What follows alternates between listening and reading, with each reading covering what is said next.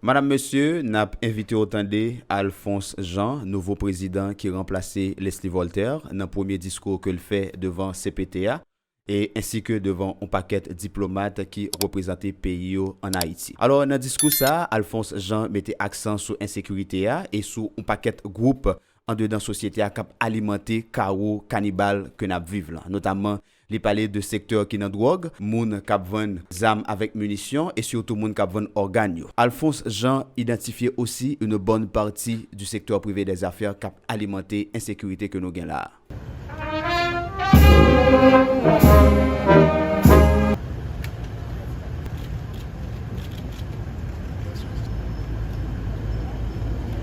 Aujourd'hui, le moment est venu pour moi de prendre le relais pour assurer la coordination du Conseil présidentiel de transition. Cette passation aujourd'hui revêt un caractère symbolique, mais combien important, parce qu'elle démontre notre engagement envers l'alternance. Le travail doit se poursuivre. Il s'articule bien entendu autour des axes fondamentaux de la transition. La question sécuritaire, la gouvernance, le redressement économique et les élections.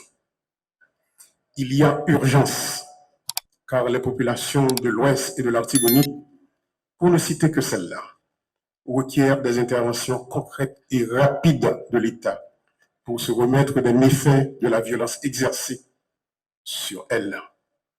Nous tenons à saluer leur courage. La violence est instrumentée par des trafiquants de tout acabit, drogue, organes et personnes, armes et munitions, sans oublier les entrepreneurs politiques et certains éléments du secteur des affaires.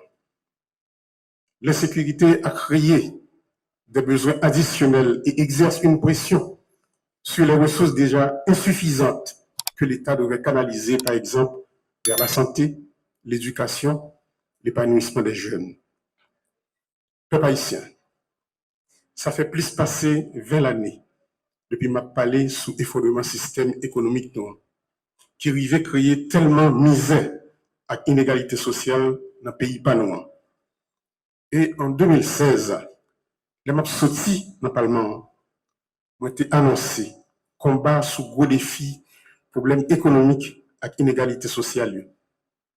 Moi, j'ai sonné l'ambi pour ça pas arriver dans le chaos cannibale, ça n'a vivre jeudi. Côté, certains monde qui dans le secteur économique et politique, ils mettent des armes dans les jeunesse pays, puis au fait, ça ils connaît, pour détruire la vie avec bien, propre ces actions et traîner nous dans la honte ça que nous vivons jeudi. Jeudi, quand bombe ça nous arrive là, on kidnappé, femmes violées, en pile monde perdit la vie avec bien, en pile monde courir quitter le pays, puis aller prendre refuge dans l'autre pays. Ces conséquences violentes pour l'éducation, santé, logement, infrastructure, agriculture, nous obligés à dépenser en pile l'argent dans acheter balles et examens pour lutter contre gang criminels toute qualité. Nous saluons courage population, courage policiers nous. Les populations qui a gommé tout partout, même gens qu'on Leslie Voltaire se dit là. Moun dans l'ouest, moun dans la Tibonite captain de nous, nous saluons courage. Les amis kenyans qui viennent mettre main dans la bataille que nous avons menée pour nous croiser la sécurité.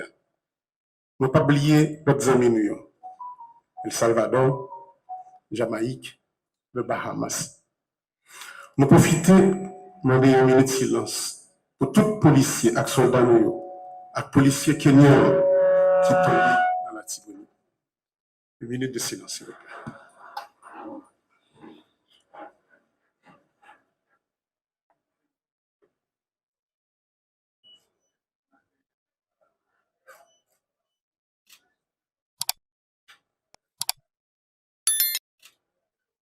Merci beaucoup.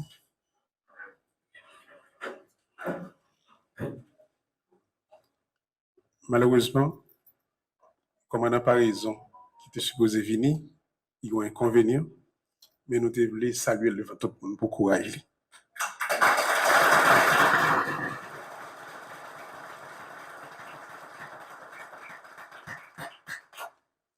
Notre pays est en guerre aujourd'hui et nous devons impérativement nous unir pour gagner cette bataille.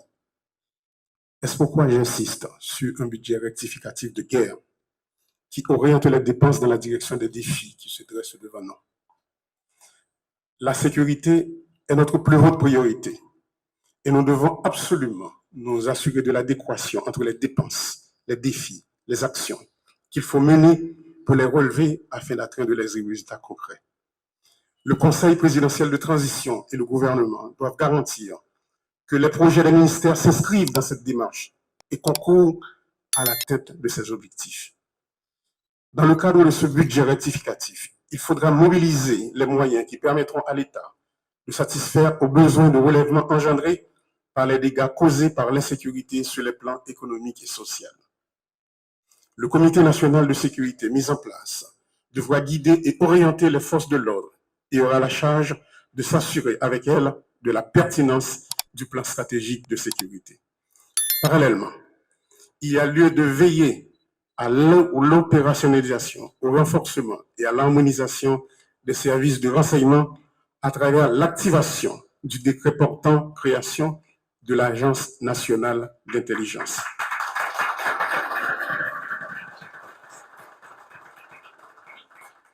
Sans un effectif adéquat, les forces de l'ordre ne seront pas en mesure de mettre fin à l'insécurité.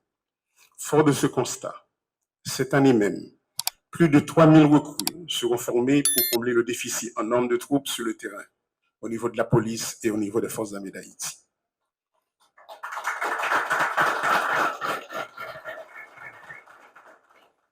Les forces armées nous ont présenté un budget détaillé sur les actions qu'elles anticipent de mener. Monsieur le Premier ministre, le ministère de l'Économie et des Finances et celui de la Planification doivent s'assurer de l'exécution effective de ce budget. Nous ne sommes pas en temps normal, il faut agir dans l'urgence pour éradiquer la violence. Il me plaît de vous informer qu'un protocole d'accord sera signé entre les forces armées d'Haïti et l'Agence nationale des aires protégées pour la mobilisation des agents des aires protégées dans la guerre contre les gangs armés. De plus, les démarches sont en cours pour un support aérien et maritime de façon à mieux protéger nos frontières maritimes et terrestres. Il est important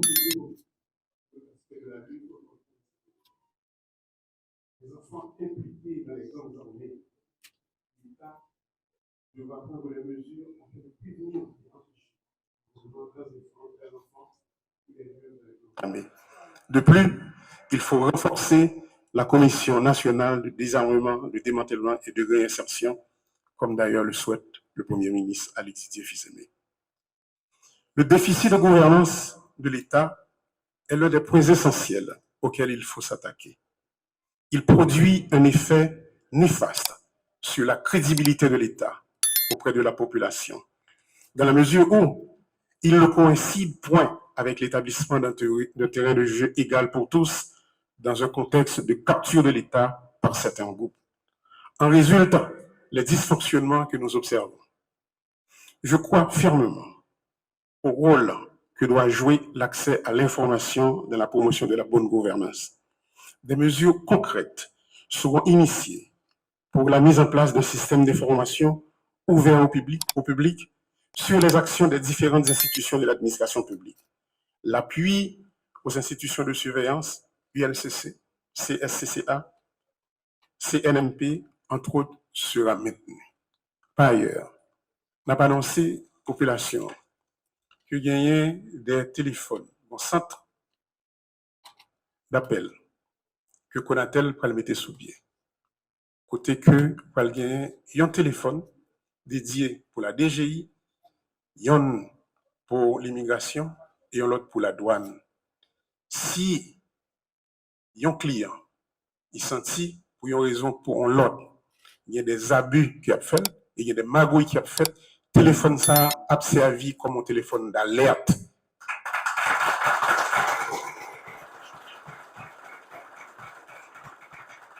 Sur le plan économique, l'objectif consiste à poser les jalons en vue de casser le rythme de décroissance des 6 dernières années. Pour cela, il faut soutenir la production nationale et stimuler tant la consommation que l'investissement en favorisant une approche régionale. La poursuite de pareils objectifs suppose d'abord la mobilisation des ressources domestiques. Celle-ci consiste un gage de notre engagement réel pour la renaissance de notre pays et serviront à amorcer la croissance. Par exemple, à travers des efforts de réhabilitation et de reconstruction. La violence a forcé bon nombre de nos citoyens à abandonner leur logement et à délaisser leurs activités productrices de recettes. Dans ce contexte, sur le plan humanitaire, plusieurs actions urgentes s'imposent. Parmi elles figurent le relogement des personnes déplacées internes, la constitution de structures d'accueil pour les déportés, le support nutritionnel d'urgence aux personnes en situation d'insécurité alimentaire, l'accompagnement social des jeunes, notamment de violences sexuelles. Notre objectif majeur demeure le retour à l'ordre constitutionnel. Aussi, conformément aux accords convenus et aux engagements pris, nous devons prendre des mesures concrètes pour préparer le rendez-vous du 7 février 2026. Sur les élections, par exemple, il faudra continuer à alimenter le fonds dédié à la tenue des élections et au CEP, financer les activités du comité de pilotage de la conférence nationale, œuvrer à la mise en place d'un vaste programme d'identification des Haïtiens. Il reste entendu que la concertation avec la société civile et la diaspora doit également se poursuivre.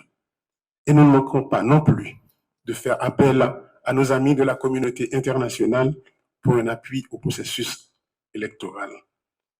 Je dis, il y a des amis de la diaspora qui sont avec nous. Merci de l'amitié de votre présence, chers amis.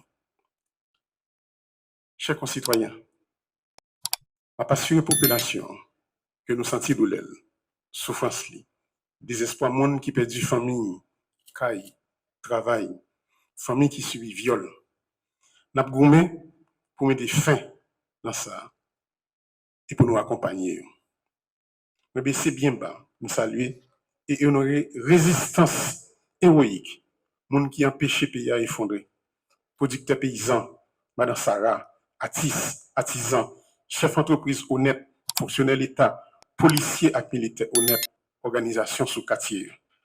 À profiter pour inviter tout le monde pour nous entrer dans la bataille ça, contre l'insécurité. Il n'y a plus de place pour les divisions. Il faut s'unir pour gagner la lutte contre l'insécurité. Au nom du Conseil présidentiel de transition, je renouvelle mon engagement pour établir la paix. Nous devons redonner l'espoir et jeter les bases d'un avenir de stabilité, d'équité et de prospérité partagée pour tous les fils et toutes les filles d'Haïti. Merci beaucoup.